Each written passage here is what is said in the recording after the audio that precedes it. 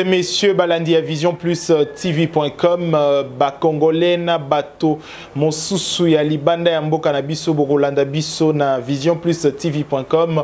Bonjour ou bonsoir, selon l'heure à laquelle Borolanda biso bongo na magazine biso entre nous auto symbole rabongo ba question et actualité parce que vous savez depuis conclave ya suka ya mwana mboka Moïse Katumbi na Afrique du Sud des ali kolobisa ba congolais partout ya mokili. Alors lelo tokomeka ko solo la un peu na mwana mboka Francis Kalombo azali député national azali pe constitutionnaliste nakoye bongo tokomeka ko solo na ba question d'actualité tokoye ba pe bongo makambo o elekaki bongo na conclave wana et surtout makambo o elobama qui vraiment na fond na forme na yango bongo tozo mwana mboka Francis Kalombo. Bonjour honorable Francis Kalombo. Bonjour. Mwana mboka honorable Francis Kalombo, question liboso ezali d'abord ya koyemba mwana mboka Moïse Katumbi akozonga to akozonga te. Ndenge boko bengi mwana mboka aza dans l'obligation et puis devoir izo senga na ye azonga, donc mwana mboka Moïse Katumbi akozonga soki ezalaki ko dépendre kaka na ye mbelelero oyo asi azonga po kaka na kobanga ye bakabili balingi ta azonga kwa. Akozonga na mesure nini ya décrispation politique? Peke akozonga parce que zamboka na ye ifazonga azozela pouvoir elingi te azonga. Bon, dans l'entretemps ndenge bino moko boyebi ba délégué ba confiaki na basango Kaya Moïse Katumbi basalaki rapport na bango ba déposaki na bureau ya chef de l'État. Ça fait bientôt elingi kokisa une année et que réaction ezate donc azozela suite ndenge bino moko boyebi et soki pona ye normalement il faut zonga mais bazo empêcher et puis tozozela. Alors lelo il faut que le makambo mosusu quatre coins du monde ba regard eza rêvé eza plutôt rivé na makambo o etaili nationalité ya mwana mboka Moïse Katumbi toloba ex gouverneur ya Katanga Moïse Katumbi. Quelle est la nationalité ya Moïse Katumbi? Mais je pense que Moïse Katumbi kutu bokoyi kokota doute te. Moïse Katumbi aza congolais, abotami congolais, atangi congolais, akoli congolais, asali musala na ye en tant que congolais, azalaki homme d'affaires congolais. Na minito kutu to solola, il est poursuivi et identifié en tant que citoyen congolais. Alors azale kolo mususu ndenge ni lelo ni natina nini. Bino moko bomoni même mikolo procureur le poursuit atindi kutu ba fixer audience na ye et là-dessus aza identifié comme citoyen congolais. Et ça la mikaka mikolo. Alors bino boyebi sabiso identification na ye mususu to yebi yangote. Et koloba que azali italien, ezali bokomona ngo boni. Ouais, bato mususu bazali koloba bazali na passeport italien, mususu ba oloba ada na nani mutu alobi? Olobi? Allô? Bon, oyebi eza bilobe la, exacte que po ba lobby et bongo to ko kolanda. Eza bilobe la, ça reste simple bilobe la. Oui, la lobby boye. Ozolanda ngai? Oui, vous êtes en direct na Zolanda honorable. Allô? Oui, allô? Nazoyoka yo très bien. Tozoyoka yo très bien. Ok, na lobi boye. Ça reste na cadre ya bilobe la nationalité ya mutu balobaka yango te ke bakabolaka mutu nationalité te bokende kolobake aza mutu ana nationalité boye. Il faut bo arriver à prouver yango. Omoni bokoyi ko prouver te kaka mutu olamuki na toko lobi mutu akomi angolais, mutu akomi tchadien, mutu akomi italien. Non, faut prouver qu'akomi mutu wana. Sur base de quoi? Affaire double nationalité. Comment on boni aujourd'hui na ba ko reprocher ba autorité mususu to bato misusu bazali na double nationalité. Mais na lobby il faut débat. Ngai Francis Kalombo ba inaka na bato belé mingi tilelo ba continuer ko inanga pour nazali ko défendre Joseph Kabila. Tamu bato bazali ko attaquer ba lobby aza congolais te tata na ete mama na ete balobi toyebi place auta te balobi abotama quelque part na ewa bora soki na maki eyebani te témoin aza te alobaka minoko na biso te eyenga nalobaki botika biloko oyo bato bakufi ebele na Congo likolo ya biloko ya nationalité oyebi mingi bazwaki minduki na 98 balobaki bazwi minduki mpo nini baboye bango baala bacongolais babengana babani ya molenge oyebi likambo wana tokufa bakufa ebele bacongolais mpe bakufa ebele na bitumba wana yango moni article 10 ya constitution na biso sur la nationalité euti à partir ya les accords de Lusaka et histoire ekolobela biso caméra za wana za témoin donc à partir ya Lusaka nde todéterminaki mpona kobima na kati ya bozobo oyo esilisa bato na bacote d'ivoire donc boyela biso su makambo wana te je crois que na Congo toyebi qui est congolais qui ne l'est pas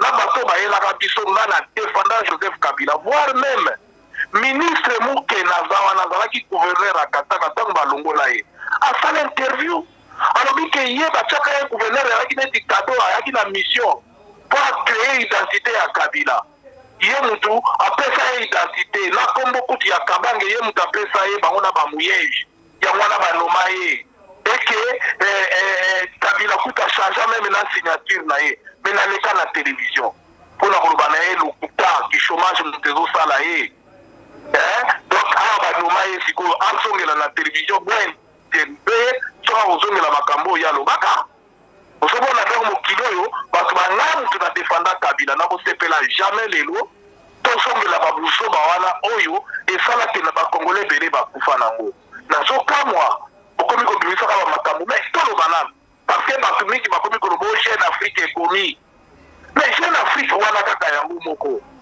ekomaki mikolo eleki awa basalaki interview ya Zoé kutu bakomi te neti ya Moïse oyo baokoma bikomela me Zoé ye moko aloba na Jeune Afrique basololi baza na bande sonore na ye alobi ye atikala koyeba te kazalaki congolais nakanisi yo journaliste boyebi yango so alobi bango bayeba te ke bazalaka bacongolais ti bakola ti bazalaka kovoyage donc baaki na bapasseport nationalité mosusu mais depuis ka bakoma bacongolais basalaka demande ya korekombe nationalité congolaise na bango epai ya nani wapi arrete na bango ya bakabila oyo esalaki bakoma bacongolais botika kofongola boîte à Pandore il y a à boire et à manger dans cette affaire je crois que bino nyonso boyebi yango mpo boya bajournaliste il y a un moratoire d'ailleurs oyo permettant bacongolais baperdaki banationalité na bango mpona kozwa nationalité mosusu parce que loi ya 2004 eyalaki tellement difficile mpona moto arecouvre nationalité c'est comme ça que batiaki moratoire wana babi en dehors 6 mois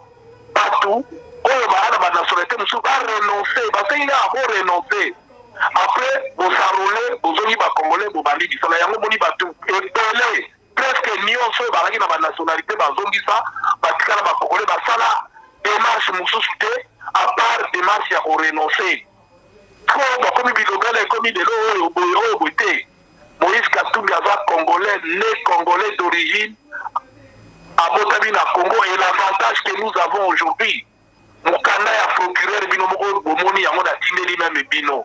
Nakarisi ezo circuler na ba réseaux sociaux. Il est identifié comme congolais, originaire de telle province, de tel coin, plus que ça ezawak. Alors on est quand les abilobela, bato bazo futa mboko na ba Jeune Afrique, bazo futa na Washington Time. Ponini basala baluka ba écarté ezali peur pour poser beaucoup de questions à la nationalité Moïse et yebani d'ailleurs la justice ya moko ekati makambo yango ya nationalité mutalo ba ko susciter puisque bozala document na ya justice ya document fabriqué té original pas biloko bazoya ko yebisaka bino na internet té wana bozala ngo original pas fabriqué et ça sabino kata citoyen congolais il vient d'être identifié aujourd'hui où nous parlons. Moïse est identifié comme congolais, mais personne n'a origine d'ailleurs. Mais Boti Kabilo Kupamba Pamba Obolibo Bebabatou, ils ont banga la Kabili a peur de Moïse Katumbi. Par exemple, on a tout. Même il va pousser ma procès na emba mumba ponini à sa condamnation à Zanate. Atamusi bangonde mutu, batamboli mutu, bakomi ba yebi place à kucha mutu te. Oyebi ndenge na tingala barobara soko le biloko moi. Préparer mbangu bale biloko ba congolais batiyokoli ba congolais bakufi basili na pasi sikoyo basali bakanabisaka bakende po congolais aliki bango lisusu te sikoyo bango moko bakoma mpona susu nani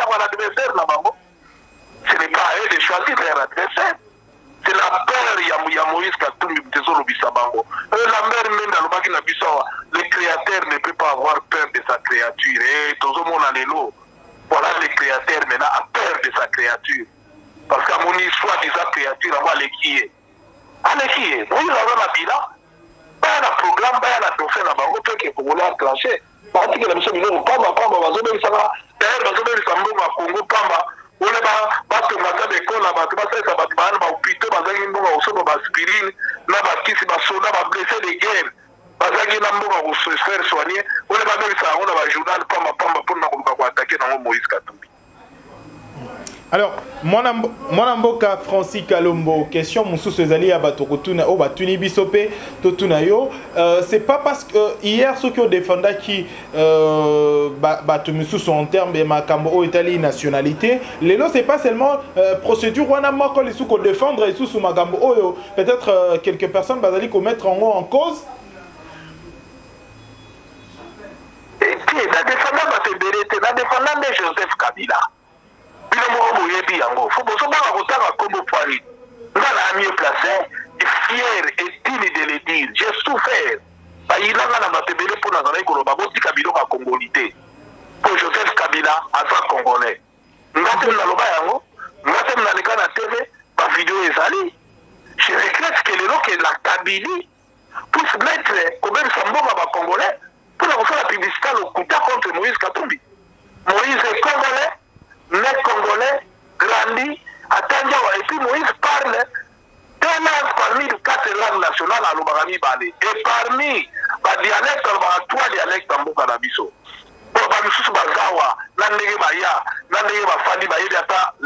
Parmi les 4 langues nabiso ba yebite po Swahili nsuba lobaka eza Tanzanie, eza Swahili nabiso te. Munoko moko te ya biso ba yebi même pas dialecte. Mais to moya di débat wana. Débat wana batika yango. Baluka basi balembi basi ba gérer, la Kabylie a échoué lamentablement. Parce que le peuple congolais pour le peuple a boyi Moïse. Parce que le peuple choix ou bien boyé ou bien ndimié. Bien avant boye bino moko bandi ko écarter candidat. Par notre tour là ba to écarter. C'est bonito pensa pocket ko pensa pocket. À quoi ça sert? Oyo kama kambia kulikaka oyo bimana ba Côte d'Ivoire to ebebisa ba Congolais bele ba kufate. Nous défendre parce que j'ai toujours défendu la boya injustice. La boya injustice. Puis le mot boyebi yango na côté là ba veuve orphelin pour l'injustice. Na côté là pe Kabila pour la injustice. Ba kabiliste nyoso ba uchamu lokolelo. Tanga Francis na telemi na 2001 pour la matra banderole. Na loba ke Kabila ko le moko ta fongola mbanga na ya loba. Je mets quiconque à défi. Mon côté là qui seul. Pe boyebi yango. Alors, nous avons débattu, quand la même Kabylie, nous avons dit que nous avons nationalité. Pour la Nini. Pour nous, nous avons des Rwandais. Pour nous, nous avons côté la Kabila. Nous avons côté la Kabila. Ils ont un problème quotidien. Mais la ligne injustice, c'était Moïse Katumbi n'est pas, il est congolais et il sera candidat. Et le peuple congolais pas pour voter dans le coup. On est sur le pour voter dans le coup, pour voter. Parce qu'il y a un bilan, tout le monde a dit que Kabila a pongité. Parce que pongité, on a pongi wapi. On a dit qu'on va préparer un barou. C'est pour qu'on fasse un mois au Swabina. Alors, honorable Francis Kalombo, question M. Césalia Koyeba, est-ce que vous avez le bienvenu en Afrique du Sud? Dans la communauté congolaise? Oui, vous avez le bienvenu en Goma. Communauté congolaise ba image ezali en dehors de l'image au besoin na monde yo moko za journaliste au talomoni montage il y a pièce par pièce et ils sont incapables même ya kotika image il y a 10 secondes pamba yango moko impossible parce que faux montage Moïse ayaki ça tellement là qui a retourné ba congolais musu ba yaki na retard ba li ba côté ça li moi ma créer libanda mais après Moïse les a réussi à sauver la bango bino mo bokona ba image donc il y a moko ya mabe tikali kolekate na Afrique du Sud. Moïse Katumbi azaki menacé té. Pas menacé la nani papa sauf yala ki angwema pas menacé la nani na ba vidéo mutu musuko komona ki ayaki mutu musuko komona ki ayaki liboso wana ye mutu ayiki koloba Moïse tozo lekisale biso tolingi yo mais pesa biso ba moyen tozwaka minduki po Kabila koyo kaka na minduki Moïse abinga li komba na ngeza papa balingi biloko wana te kendo fanda yango moni tellement azalaki koumela bayaki kozwa balongoli ye wana donc il y avait aucun problème. Ok, merci mwana mboka honorable Francis Kalombo ya kosembola ba question bongo ezalaki ya actualité oyo ba congolais babandaki pe kozela ba sembola ba yoka na bosembo nyonso. En tout cas, nous avons merci mingi de vous permettre ngai et puis à ce moment là on va toujours pour nous répondre na bino tous ces naka peuple congolais à la vigilant à tomber na ba buzobo ba linga ko sala te soki balingi to sur ma nationalité ba chango na mesa to bana butuna moko ya koma ki congolais ndenge nini ya rikuba ki nationalité ndenge nini mingi bazawana ti lelo tout le monde qui va faire qui biso lokuta o sabi badi banga renoncer o alongwe beti lelo soko ke na monitoring belge okuta zali parce que belé pourquoi des poids des mesures et surtout que pourquoi kokose la Moïse Katumbi makambo Moïse a italien te aza congolais et pour preuve na uti kotinde la yo nini requête ya procureur sikoyo atindi la premier président cour suprême ba identifier Moïse Katumbi a commis bel et bien citoyen congolais. C'est écrit à noir sur blanc. Il y a Mikolo, il y a Mkoloni, il y a Wapi. Il est congolais. Il a droit comme tout congolais. Parce que là, originaire de Otala. C'est ma lobby. C'est quoi les abissotés, les justice ou la Kagaya Congo. Et puis, l'avocat, moi, est-ce que j'ai l'Afrique où tu es commissaire? Pendant la pépère, c'est Bimakawa. Totika na kumona ta télé 50 ta chaîne moko te fungoli banga na mpona kolakisa makama Panama Papers bozala ka so ibo sponsoriser journal moko ale kala bino moko pe bakoma ngo bien sponsorise bino moko bozibo bandi kosala publicité po bosala ni bokosela ki honorable Kanku awa makambo Washington Post eta ekomi nini bino moko bofutaki mbongo comme publicité po boluka bokanga mwana bato asala eloko te. Non, pas comme il a souka. Ça, c'est un pouvoir aux abois. Tout ce que on va la poser. Nous avons répondre à la pilana. Les Andengwana. Pourquoi on va sous peuple? Pourquoi on va adversaire pour éliminer? Non. Pour ça, tout ça, là, Moïse a fait la gouverneur du coup, tout magambo et bimagate. C'est quoi le cas, Monique? Candidat président de la République, Bobandiko Bibi. Ça va tirer la banque. Moutaro, Moutaro, qui peut avoir ça, c'est peuple à Zafunate. Alors, c'est la botte Chalibaya, Moïse Chalibaya, va voter dans le coup. D'accord. Merci, honorable Francis Kalombo. Merci beaucoup. D'accord, balandi nyonso ya Vision Plus télévision bolandi biso donc to sembola ki bongo ba question ezalaki ya actualité bongo zalaki na mwana mboka honorable Francis Kalombo partout na monde bolandi biso micro na biso etikali toujours ouvert hein tolobi to servir bino boina avec beaucoup de rapidité et surtout délicatesse pour na Rolanda bongo ba information to ba dernière actualité à République démocratique du Congo bongo to solo ki bongo na mwana mboka honorable Francis Kalombo na sujet à la qui actualité tout une bongo prochainement pour la édition Monsousou d'ici là portez-vous bien merci à Junior pour la prise de vue il est claque nyoka na montage.